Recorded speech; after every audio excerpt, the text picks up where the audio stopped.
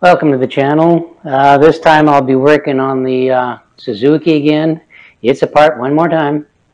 What I discovered was if I drove it long enough, all of a sudden it would start backfiring and it would just actually quit on me.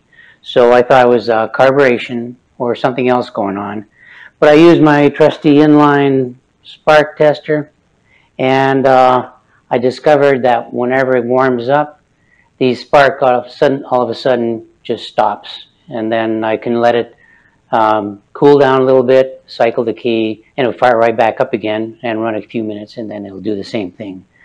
So I thought when I rebuilt the engine, I may have damaged the coils, the ignition coil for this thing, and causing issues.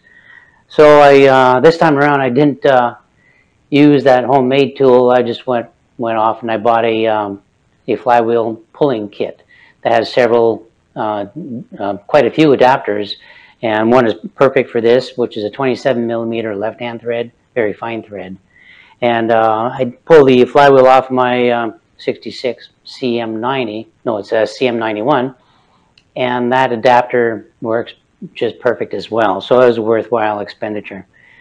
So what I did is I took that apart and took a few other things apart to pull the coil assembly from the engine.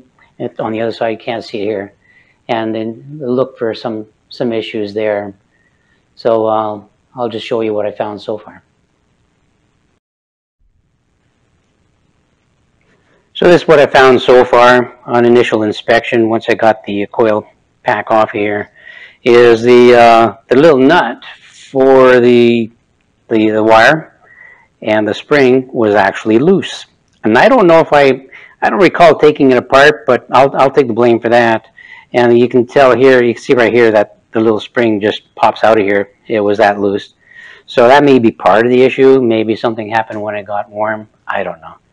So that was one thing. The coils themselves, I was concerned about them, but they're not damaged. They're just a little bit of the varnish was taken off this past section. So I just put a little silicone on there. It's not really a 100% way of doing things, but whatever. And the other thing I found was the boot for the spark plug, and it was just held on there with a tiny little bit of the rubber, the small part of the rubber boot, and the stud is actually offset, and it split the insulation on the wires, so it wasn't making great contact, that's for sure. So the coil is, you know, it probably is still good, but I wasn't taking any chances. So what I did is I did get some replacement parts. These are all new old stock. I've got a new coil. Yeah, it's made by Ignite Ace, and I'm not too sure if that's a brand that Suzuki used at the time, but it has on here that is for Suzuki 80cc K11. So I'm pretty confident with this will be fine. Got a new set of points from actually Union. I don't know. This is definitely new old stock, because the box looks pretty ancient, and a new condenser. So and this is actually has a Suzuki number on there. So this is other new old stock. So I'll proceed to take these old parts off and refurbish it, and hopefully that'll be it. I've got a new spark plug cap coming, and I didn't order that because I wasn't too sure what would come with the coil. So it's readily available, no big deal there. So I'll do the repairs and keep my fingers crossed and go from there. I'll see how the condenser comes apart. That's hot.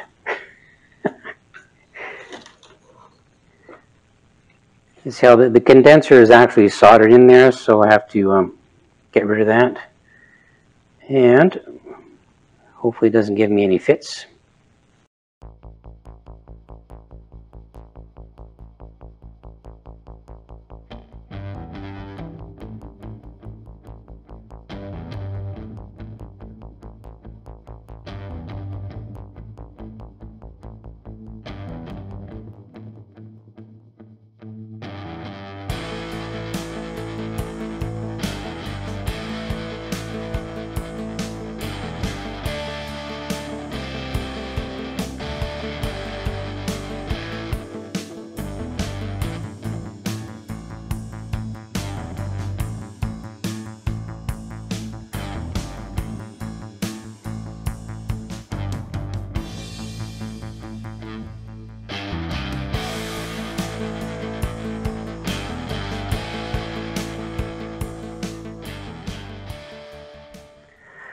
What I've discovered when I took off the old condenser is the I guess the lubing pad is actually connected to the condenser.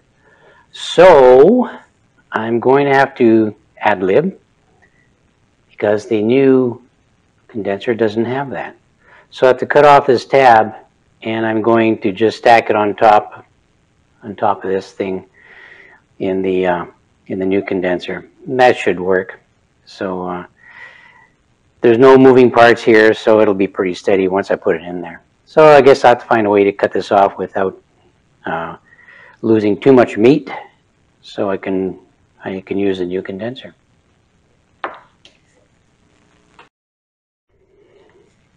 Okay, it worked out okay. I just used a hacksaw, cut off the tab, cleaned off the edges, and it looks like it'll work. So what I'll do is put it in here, do a little test run here. And looks like everything is good. What I may have to do is, I may have to make the little slot a little bit deeper, because now it's going to be raised a wee bit. I'm going to check that out once I get it all assembled. So not a big deal. I can the slot won't be a huge deal to modify. So anyway, it looks like it will work, and I guess I got lucky. Okay, what I did is I went ahead and I just cut the little slot a little bit deeper with just a Dremel with a cutoff bit. So I'll put the wick back in here and just slide it in. Now I'll just give it a little squeeze. That'll hold it. And put it in. Put it in here. Get the screw lined up.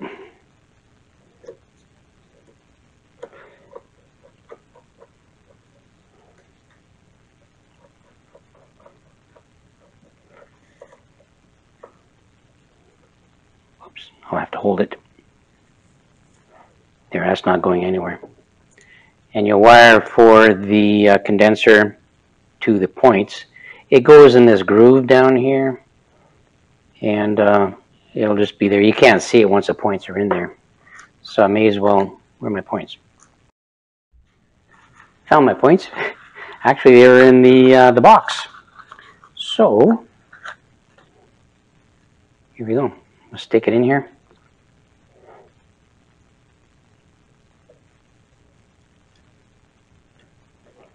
I noticed that the new points have a larger insulator section here, so maybe they had problems with the little narrow ones. So anyway, that goes in there. We'll put a screw in there. I'll set it to as wide as possible. Actually, the most narrow gap, so the cam will go through there easily. And I'll adjust that once everything's assembled.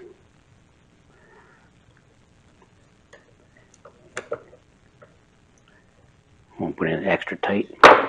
Now it's just a matter of soldering everything up.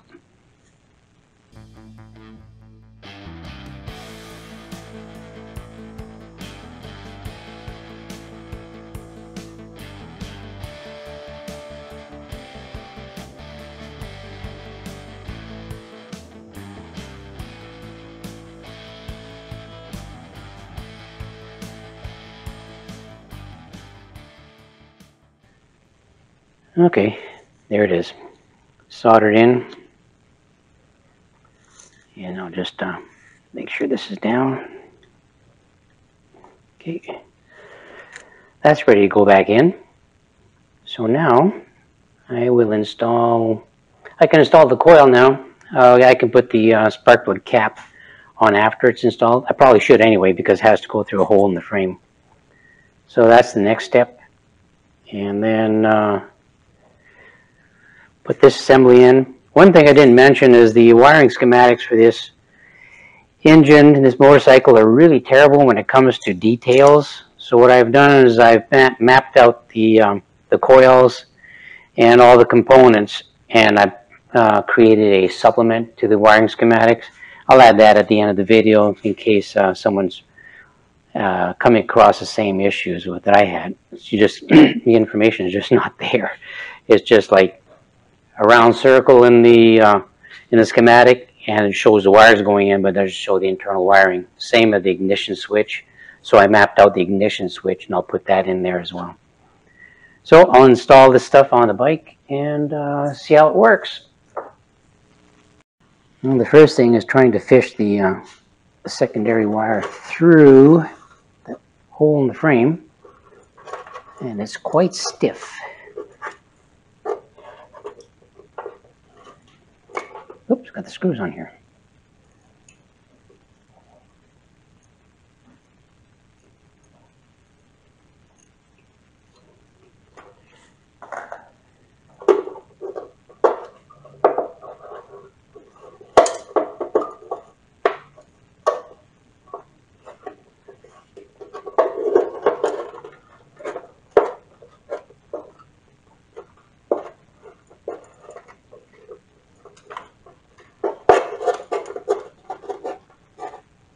Here we go.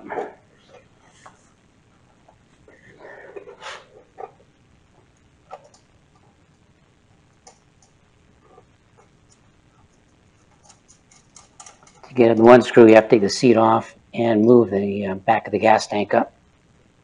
Not a big deal. Okay, where's the other hole?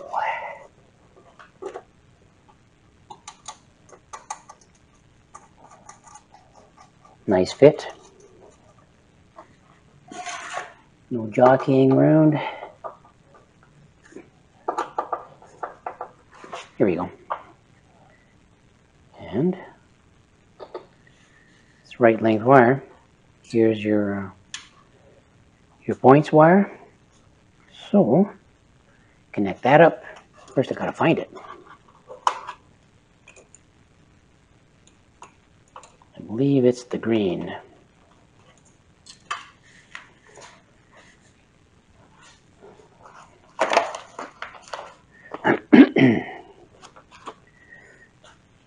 Nope, it's not the green. It is the black.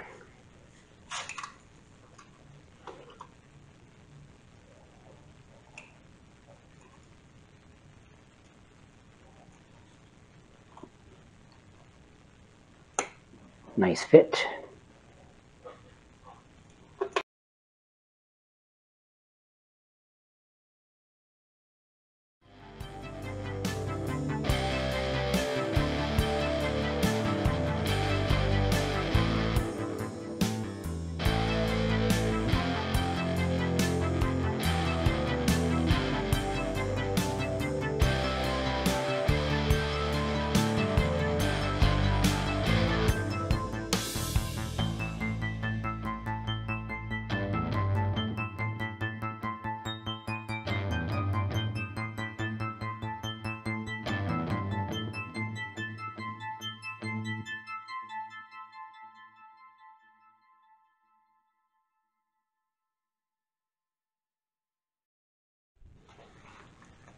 Okay, the spark plug cap came in, and it's a sealed style. Actually, it's going to be kind of tight, and it's the style that doesn't require the cap on the spark plug. So what I've got to do here is I got to take the cap off. No big deal. These come with a cap aside in the box anyway, so I just take the cap off to accommodate the spark plug, or accommodate the spark plug cap. So what I'm going to do is I'm going to cheat a little bit. I'm going to use a little bit of silicone to make these things slide a little bit easier. This is just liquid stuff. It was an aerosol can, but it lost all its pizzazz, so I went an easy route. I just drained it and put a little bottle so I can use it inside the contact surfaces. I'll just stick that in there. All right, so now what I got to do is I'm going to slide this over the spark plug wire first. and make sure that the thread is right in the middle of the spark plug wire and screw it in.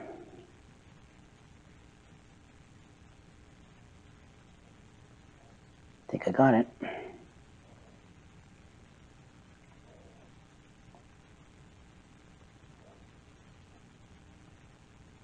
Couple more twists.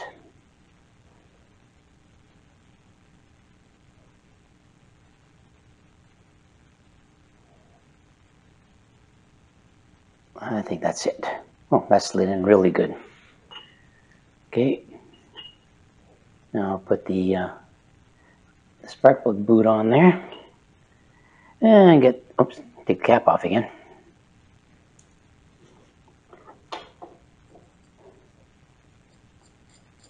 Get my trusty spark plug socket.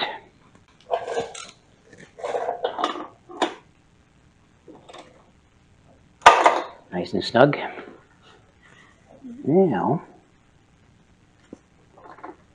oh yeah, silicone made it much better. Here we go, that's it. That's installed. And I'll give it a shot, see if it starts up. Hopefully it will, it should. And see what happens.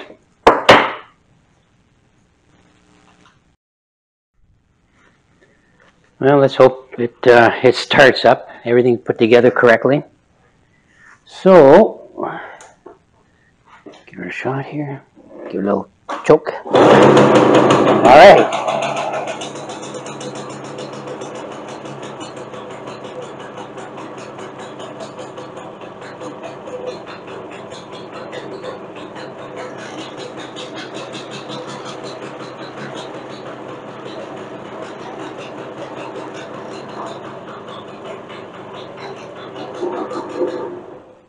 I guess I put everything together correctly. The real test will be once I go for a test drive, get it nice and hot, and see if it kicks out again when it's hot. So at least I know it runs. It actually runs pretty good. It did before too, except for that ignition cutout. So I'll put it together and go for a road test. It's raining today, so I'll have to wait for a nice sunny day. Anyway, it'll give me a chance to put the tank back in place and the seat and all that good stuff. So I just ran it without the left side cover just to make sure everything is okay in case I had to go back in there. So I'll put that cover back on and get ready for a road test, and we'll see what happens.